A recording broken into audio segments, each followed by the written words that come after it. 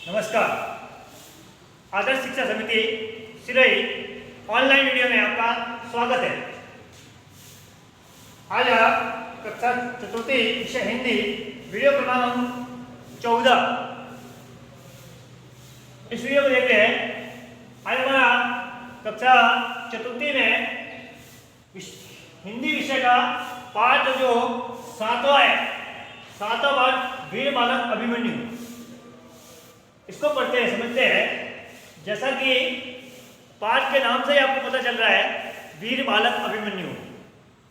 अभिमन्यु कौन था और यह वीर कैसे था, इस पाठ में सारा विस्तृत ज्ञान दिया गया है।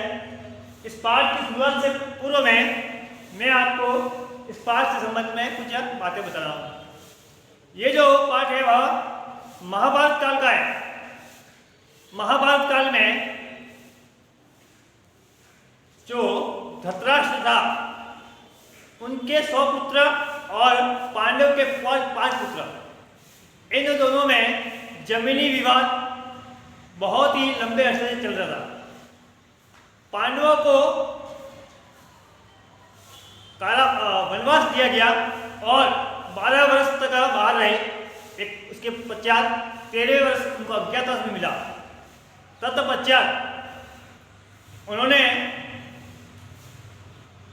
जो राज्य था उस राज्य का आधा भाग मांगा, लेकिन कौरवों ने नहीं दिया। देखिए, बहुत लंबी कहानी है। इतनी लंबी कहानी तो कहूँगा तो बहुत लंबा हो जाएगा। मैं संक्षिप्त में आपको जानकारी दे रहा हूँ। जब पांडव वापस आए तो आधा राज्य उन्होंने मांगा। कौरव जो उनके बड़े पिताजी, पांडवों के बड़े पिताजी धृतराष्ट्र के पुत्र थे, पांडु छोटे भाई के पुत्र हैं। पांडु जी थे वो धृतराष्ट्र के छोटे भाई थे और उनके 5 पुत्र थे। तो उन्होंने, पांडवों ने अपने बड़े पिताजी के बच्चे जो थे 100, उसमें सबसे बड़ा दुर्योधन, उनसे आधा राज्य मांगा। उन्होंने आधा राज्य देने से भी मना कर दिया। तत्पश्चात पांडव कौन थे? एक तो कौरव थे, एक पांडव थे। अब पांडव कौन थे? सबसे बड़े जो भाई थे इनके वो युधिष्ठिर थे और उस समय के जाने वाले भला अंदाज, यानी भला फेंकने में बहुत ही जाने वाले थे। भीम थे जो गदा चलाने में, उस जमाने में विश्व के सबसे बड़े गदाधर थे। उन तीसरे नंबर के जो उनके भाई थे वह अर्जुन थे और तीर अंदाज, तीर चलाने में बहुत ही बेजोर थे। दुनिया में उनके साथ, विश्व में उनके साथ उस समय कोई नहीं था और आज भी शायद ऐसा कोई नहीं।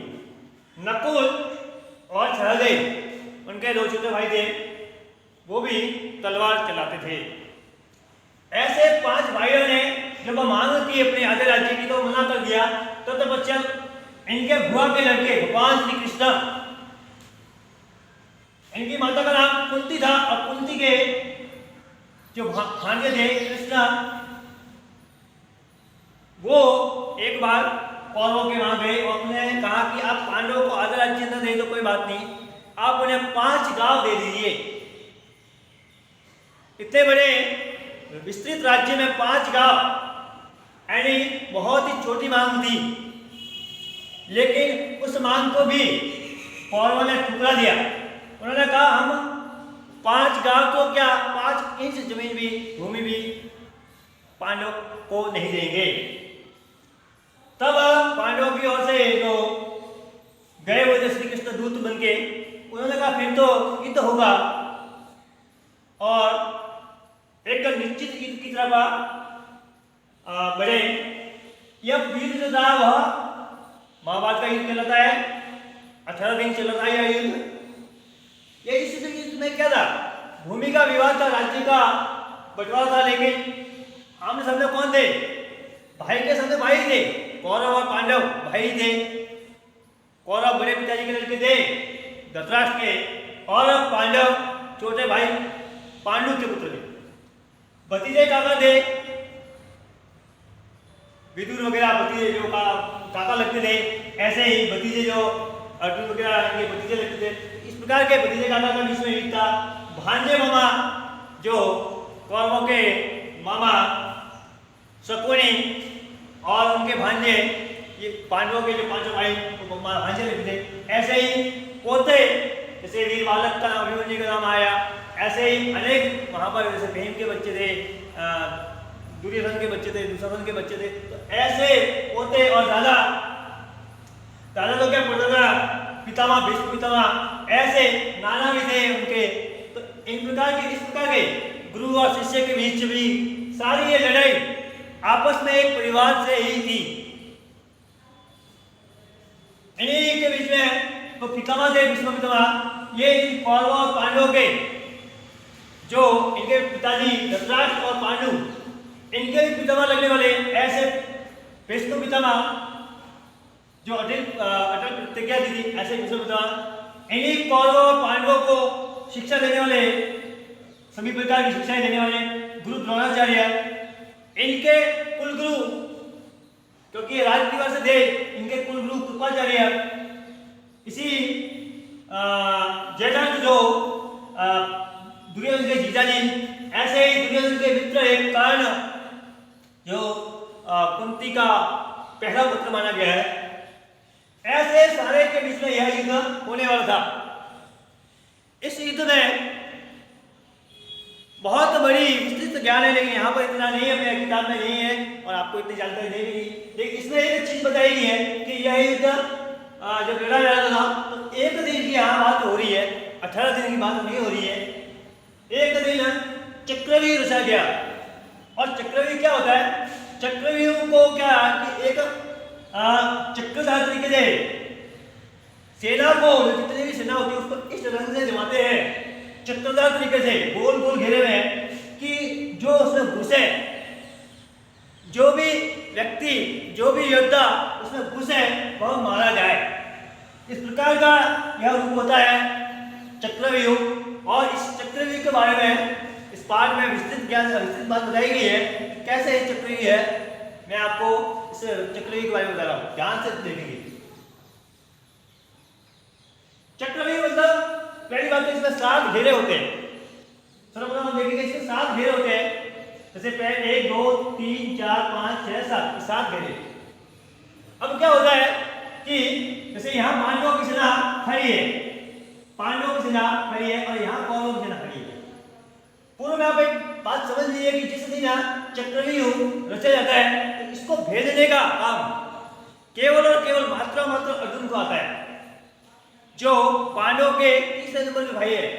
उस दिन पांडवों के तीसरे नंबर के भाई अर्जुन को एक षड्यंत्र के तहत, एक साजिश के तहत कौरव उसको इस युद्ध क्षेत्र से, जो कुरुक्षेत्र था जहां पर यह युद्ध लड़ा गया, जो वर्तमान में हरियाणा के अंदर कुरुक्षेत्र है, ऐसे इस कुरुक्षेत्र से बाहर, मैदान से बाहर जहां पर ये युद्ध लड़ रहा था, उसके ठीक बहुत दूर पर दक्षिण दिशा की ओर अर्जुन को जो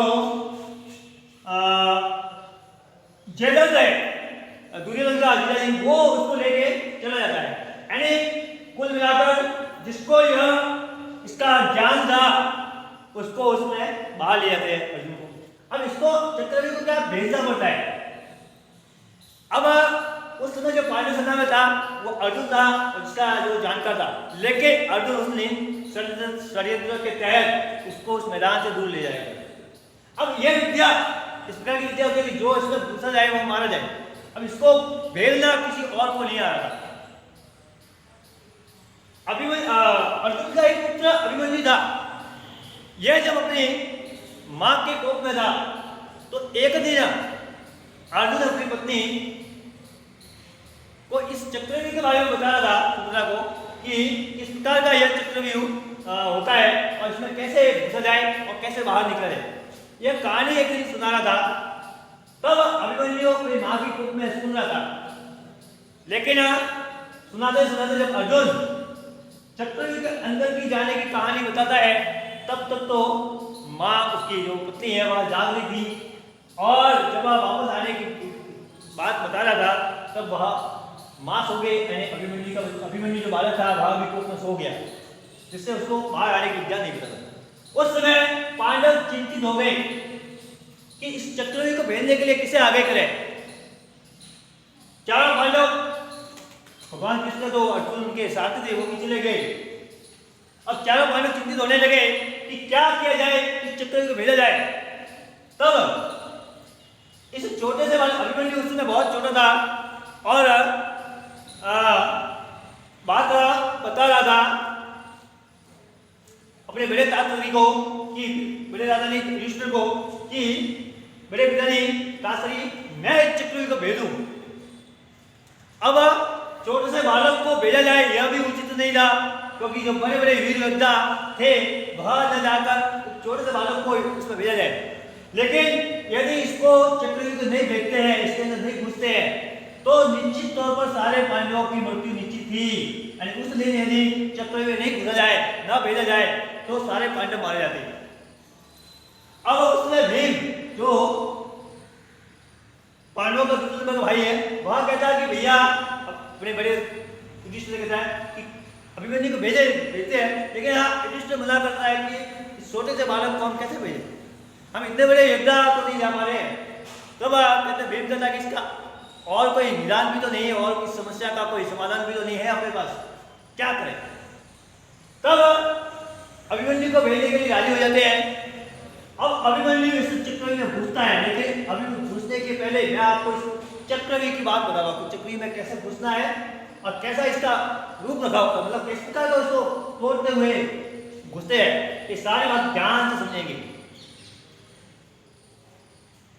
जैसे ये पांडव सेना यहाँ खड़ी है और कौरव सेना यहाँ से, ये चक्रव्यूह का मुख्य यानी मध्य बिंदु होता है।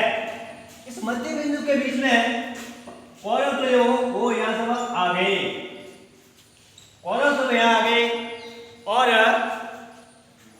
पांडव जब पीछे है और युधिष्ठिर इस चक्रव्यूह को भेजते हुए और आगे जाने का प्रयास करता है। लेकिन इसमें होता क्या है कि जैसे यहाँ से घुसते हैं, तो यहाँ से घुसते हुए इस तरफ ऐसे जाना होता है और ऐसे इसको तोड़ते हुए और पूरे चक्र को तोड़ते हुए हम फिर वापस यहाँ आते हैं।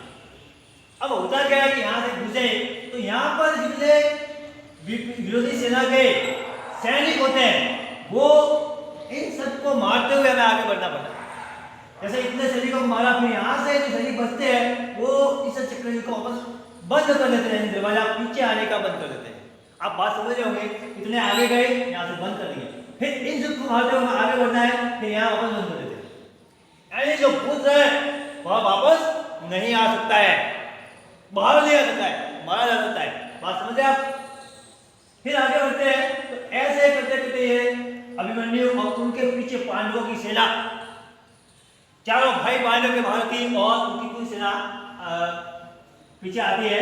ऐसे करते करते वह एक घेरे को पूरा, यानी अभिमन्यु उस समय सेनापति था, और पूरे एक घेरे में जितने भी सैनिक, जितने भी योद्धा खड़े थे उन सबको मारता हुआ और दूसरे घेरे में प्रवेश करता है। यहाँ से आप बात को समझते कि नहीं? ये सब सैनिक खड़े और इसको जब एक मारता हुआ रहता है तो पीछे से बंद कर देते, यानी पीछे बाहर जाने की तो सारी बंद हो जाती। अब दूसरे घेरे में जाते हैं तब अभिमन्यु तो आगे बढ़ता है, लेकिन जो बाकी के पांडव थे उनको ये बात समझ में नहीं आता कि चक्रव्यूह को कैसे भेजना, कैसे आगे बढ़े, और वो दूसरे घेरे से पहले ही बाहर आ जाते हैं। अब दूसरे घेरे को वो आगे बढ़ते जा रहे हैं, अभिमन्यु उसमें आगे बढ़ता है और आगे बढ़ते हुए पूरे जितने भी सैनिक हैं उन दोनों पूरे दूसरे घेरे में जितने भी सैनिक हैं उन सबको भी मारता हुआ वह आगे बढ़ता है और तीसरे घेरे में रहता है। इससे आगे की कहानी आपको अगले वीडियो में बताई जाएगी। नमस्कार।